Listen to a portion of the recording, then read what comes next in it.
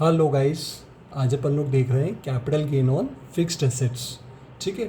अभी तक तो अपन लोग मैंने आप लोगों को जो वीडियो में आई लिंक में उसको लिंक कर दूंगा, आई बटन पे लिंक कर दूंगा। मैंने आप लोगों को एक वीडियो बनाया था capital gain tax on property और हाउस प्रॉपर्टी। आप लोग उसको चेकआउट कर लीजिएगा एक बार। वो जो वीडियो था वो सिर्फ और सिर्फ हाउस प्रॉपर्टी से रिलेटेड था। देखिए, मैंने यहाँ पर लिखा हुआ फिक्स्ड एसेट्स। फिक्स्ड एसेट्स बोले तो आपकी बैलेंस शीट में क्रेडिट साइड में एसेट्स कॉलम होता है। क्रेडिट साइड नहीं होती एक्चुअली, वो एसेट साइड ही होती है। चूँकि वो राइट हैंड साइड पे आती है तो जनरली लोग उसको क्रेडिट साइड भी बोल देते हैं, लेकिन वो क्रेडिट साइड नहीं होती है, वो एसेट साइड होती है। ठीक है। तो आपकी जो एसेट्स होती हैं वो बहुत वेराइटीज़ की होती हैं, जैसे कैश हुआ, बैंक हुआ, डेटर हुआ, स्टॉक हुआ, बीआर हुआ, मशीनरी हुई, बिल्डिंग हुई, प्लांट हुआ, फिक्चर्स एंड फिटिंग्स हुए, लैंड हुआ, गुडविल हुआ। ये सब होने में तो एसेट्स हैं, लेकिन आप लोगों को पता है कि एसेट्स की वेरियस कैटेगरीज होती हैं। Various categories in the sense current assets होती हैं, फिक्स्ड एसेट्स होती हैं, टेंजिबल एसेट्स होती हैं, इनटेंजिबल एसेट्स होती हैं। तो अपन लोग उस चीज़ में नहीं पढ़ रहे हैं अभी। मैं आप लोगों को सिर्फ ये बताना चाह रहा हूँ कि कैपिटल गेन जो होता है सेल करने पर, किसी भी एसेट्स को सेल करने पर जो प्रॉफिट होगा वो कैपिटल गेन होता है, ये कैपिटल लॉस होता है। लेकिन चूँकि जो फिक्स्ड एसेट्स होती हैं, कैपिटल गेन सिर्फ उन्हीं पे ही हो सकता है। आपको करंट एसेट्स जो होती हैं उन पे आपको कभी भी कैपिटल गेन सेल पर नहीं होता है। चूँकि देखिए, कैश है, कैश की वैल्यू अगर 1 लाख रुपए आपके पास कैश अवेलेबल है तो वो तो कैश फिक्स है ना। किसी को आप ऐसा तो नहीं वो 1 लाख रुपए के बदले में आपको कोई सामने वाला 2 लाख रुपए दे देगा, क्योंकि उसकी वैल्यू फिक्स है, वो चेंज नहीं हो सकती है। बैंक में बैलेंस पड़ा हुआ है आपके, सपोज करें 1 करोड़ रुपए ही पड़े हुए हैं, तो ऐसा तो नहीं है कि आप उसको किसी दूसरे को देकर वो 2 करोड़ रुपए आपको सामने वाला दे देगा, नहीं, उसकी वैल्यू फिक्स है। तो जिन एसेट्स की वैल्यू फिक्स होती है, जो चेंज नहीं हो सकती है या आपको उसकी वैल्यू से बढ़कर नहीं मिलेगी, वो तो करंट एसेट्स हुई। और करंट एसेट्स की एक डिफिनेशन जो बुक्स में लिखी हुई है वो ये भी है कि ऐसी एसेट्स जिनका यूज़ आपको डे टू डे लाइफ में आता रहता है वो करंट एसेट्स होती हैं। तो फिक्स्ड एसेट्स के बारे में बात कर रहे हैं यहाँ पर। तो फिक्स्ड एसेट्स में क्या होता है, जैसे इक्विटी शेयर्स हुए, डिबेंचर्स हुए, बॉन्ड्स हुए, लैंड, बिल्डिंग, ये सब चीज़ें काय में आती हैं, फिक्स्ड एसेट्स में आती हैं। तो फिक्स्ड एसेट्स को जब आप बेचेंगे तो उस पर होने वाला कैपिटल गेन या कैपिटल लॉस, तो मैंने इसको 2 कैटेगरी में डिवाइड करा हुआ है कैपिटल गेन को, short term capital gain, long term capital gain. Short term capital gain पहले जो हुआ करता था उसके लिए बहुत सारे अलग अलग टाइम टेन्योर था, 12 महीने का, 24 महीने का, 36 महीने का। लेकिन गवर्नमेंट ने अब क्या करा है, इसको सिर्फ 2 टेन्योर फिक्स कर दिए हैं, 12 महीने से कम, 24 महीने से कम। ये 2 कैटेगरी में, 12 महीने और 24 महीने से कम अगर है तो शॉर्ट टर्म में है, 12 महीने और 24 महीने से ज़्यादा का टेन्योर है तो लॉन्ग टर्म कैपिटल गेन में आता है। Short term capital gain again मैंने 2 पार्ट्स में डिवाइड करा हुआ है। Covered under section 111A 111A में जो ट्रांजेक्शन्स आते हैं शॉर्ट टर्म कैपिटल गेन पे, मतलब कि इसमें 12 महीने से कम का टेन्योर होता है, इसके लिए particular covered under section 111A में जो आएंगे, इसके लिए टेन्योर है 12 मंथ्स का। ठीक है ना, 12 मंथ्स का टेन्योर है इसका। और अदर देन 111A जो है इसके लिए लेस देन 24 मंथ्स का पीरियड रहेगा टेन्योर इसका। ठीक है ना, यानी कि अगर कोई भी फिक्स्ड एसेट्स जो आपने होल्ड कर रखी है, अगर उसका टेन्योर 12 महीने से कम पीरियड में और जो सेक्शन 111A में नहीं आते हैं वो, उनके ऊपर तो शॉर्ट टर्म कैपिटल गेन होगा। वहीं पर अगर इनका टेन्योर 24 महीने से ज़्यादा है तो वो लॉन्ग टर्म कैपिटल गेन में ऑटोमेटिकली चले जाएंगे, other than section 111A। Short term capital gain में 111A जो सेक्शन है इसका टेन्योर 12 महीने से कम अगर आपने होल्ड करा है, और ये पर्टिकुलरली सिर्फ 2 या 3 चीज़ों पे एप्लीकेबल होता है। इक्विटी शेयर्स हुए, इक्विटी ओरिएंटेड म्यूचुअल फंड्स, मैं दोबारा बोल रहा हूँ, इक्विटी ओरिएंटेड म्यूचुअल फंड्स, ऐसे म्यूचुअल फंड जिसका पैसा इक्विटी शेयर्स पे लगाया जाता है, या बिजनेस ट्रस्ट जो होते हैं उनके यूनिट्स इशू होते हैं, तो ये 3 चीज़ें कवर होती हैं 111A सेक्शन में कवर होते हैं। और इनका टेन्योर अगर 12 महीने से पहले आप बेच देते हैं तो शॉर्ट टर्म कैपिटल गेन होता है। वहीं पर इनको अगर किसको? Equity shares, mutual fund, business oriented units जो होते हैं वो। अच्छा, इक्विटी शेयर्स में भी एक चीज़ ध्यान रखने वाली बात क्या है कि अगर इस पे खरीदते समय और बेचते समय एसटीटी सिक्योरिटी ट्रांजैक्शन टैक्स अगर पे करा गया है तो ही 111A में आएंगे, अदरवाइज़ नहीं आएंगे वो, अदर देन 111A में चले जाएंगे फिर वो, ठीक है। वहीं पर इसका अगर होल्डिंग पीरियड 12 महीने से ज़्यादा है तो लॉन्ग टर्म कैपिटल गेन में आएंगे, लेकिन यहाँ पर इसका सेक्शन 111A की जगह 112A हो जाएगा। इस चीज़ को ध्यान रखिएगा। यानी कुल मिला के कैपिटल गेन शॉर्ट टर्म है या लॉन्ग टर्म है। तो अपन अभी बात करते हैं सिर्फ शॉर्ट टर्म कैपिटल गेन की। शॉर्ट टर्म कैपिटल गेन में अगर 111A में कवर होते हैं तो इसमें 2 सिनेरियो हैं, ठीक है। पहला सिनेरियो, ऑन और बिफोर 23 जुलाई 2024 के पहले अगर आपने ट्रांजेक्शन करा है तो उस पर टैक्स लगेगा 12% से, और अगर 23 जुलाई 2024 के बाद अगर आपने बेचा है उसे तो उस पर 20% से कैपिटल गेन टैक्स लगेगा। कैपिटल गेन टैक्स कौन सा? Short term capital gain tax, ठीक है।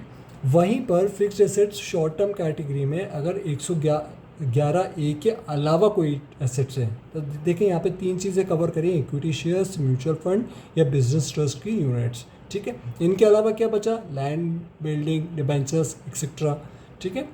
गुडविल कभी बेची नहीं जाती, इस चीज़ को ध्यान रखिएगा, ठीक है। तो यहाँ पर इसको अपन 2 पार्ट्स में डिवाइड कर रहे हैं अदर देन 111A में। तो ये तो इनका फ्लैट रेट होता है, इसमें कोई चेंजेस नहीं है। फ्लैट रेट इसी रेट पे टैक्सेबल होता है। इक्विटी शेयर्स पे अगर होता है कोई भी कैपिटल गेन या इक्विटी ओरिएंटेड म्यूचुअल फंड्स पे अगर कोई कैपिटल गेन होता है तो 23 जुलाई 24 के पहले वो 15% से फ्लैट टैक्सेबल होते थे, और अब 23 जुलाई 2024 के बाद 20% से टैक्सेबल होंगे। यहाँ पर स्लैब रेट के अकॉर्डिंग वो टैक्सेबल होते हैं, और अगर ये कवर होते हैं 115AD में तो 30% से फ्लैट रेट से वो टैक्सेबल होगा। इस चीज़ को ध्यान रखिएगा आप लोग, ठीक है।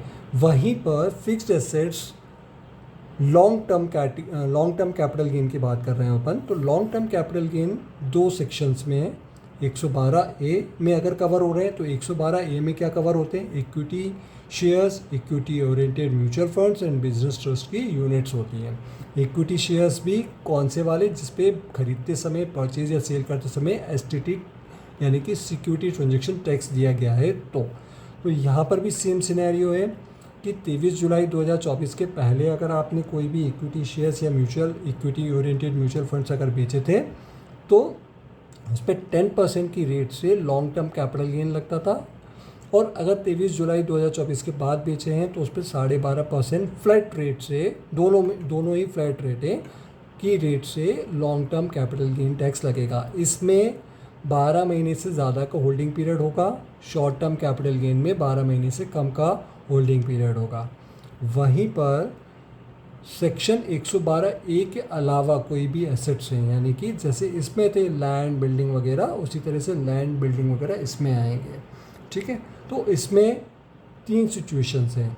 एक तो ऑन और बिफोर 23 जुलाई 2024, आफ्टर 23 जुलाई 2024। तो लॉन्ग टर्म कैपिटल गेन पर पहले 20% टैक्स लगता था फ्लैट रेट से, यानी कि लैंड, बिल्डिंग वगैरह अगर आप लोग बेचते थे, पहले इसका टेन्योर 36 मंथ्स होता था, लेकिन वो अब रिड्यूस करके 24 मंथ्स का हो गया है। मोर देन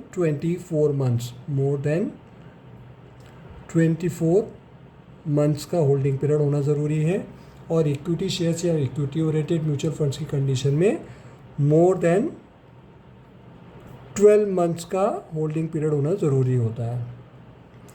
तो उन पे पहले 23 जुलाई के पहले 20% की फ्लैट रेट से टैक्स लगता था, और अब 23 जुलाई 2024 के बाद long term sale of land, building वगैरह पे आपका जो टैक्स लगेगा वो 12.5% से लगेगा। यानी कि आप यहाँ पर देखें, पहले इंडेक्सेशन के साथ होता था, अब इंडेक्सेशन नहीं लगेगा।